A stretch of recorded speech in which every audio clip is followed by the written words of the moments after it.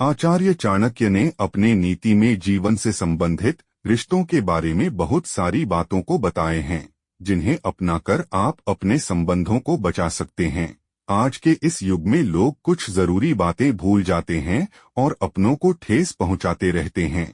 इसलिए आज इस खबर में रिश्तों आचार्य चाणक्य ने अपने नीति में जीवन से संबंधित रिश्तों के बारे में बहुत सारी बातों को बताए हैं, जिन्हें अपनाकर आप अपने संबंधों को बचा सकते हैं। आज के इस युग में लोग कुछ जरूरी बातें भूल जाते हैं और अपनों को ठेस पहुंचाते रहते हैं।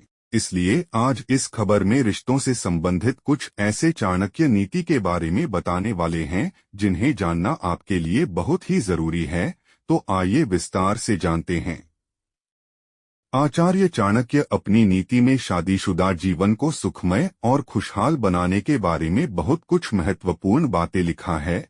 उन्होंने अपनी नीति में लिखा है कि जब शादी के बाद औरतें अपने पति से संतुष्ट नहीं होती है, तो इसके बारे में पति को पता तक नहीं चलता है कि पत्नी संतुष्ट या असंतुष्ट।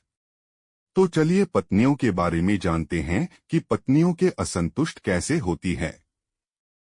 आचार्य चाणक्य कहते हैं, जब पत्नियां असंतुष्ट होती है तो पति इन इशारों अपनी पत्नी को खुश कर सकता है।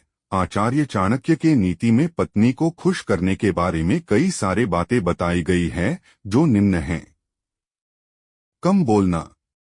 चाणक्य नीति के अनुसार जब पत्नियां अपने पति से असंतुष्ट रहती है तो वह बहुत ही कम बोलती है, वह हर समय शांत रहती है।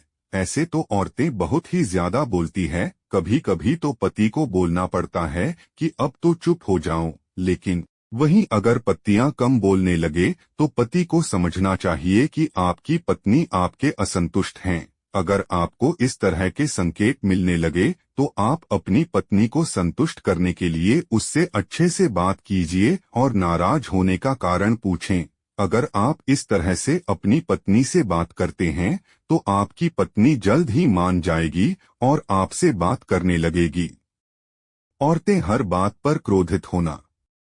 पति पत्नी का रिश्ता बहुत ही महत्वपूर्ण और पवित्र होता है।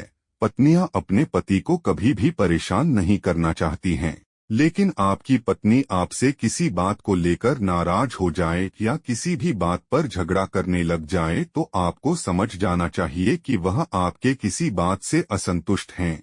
अगर आपकी पत्नी आपसे असंतुष्ट हैं तो आपको उसका ध्यान रखना चाहिए, उससे अच्छे से बातें करना चाहिए। ऐसा करने से आपकी पत्नी आपसे प्रसन्न हो जाएगी।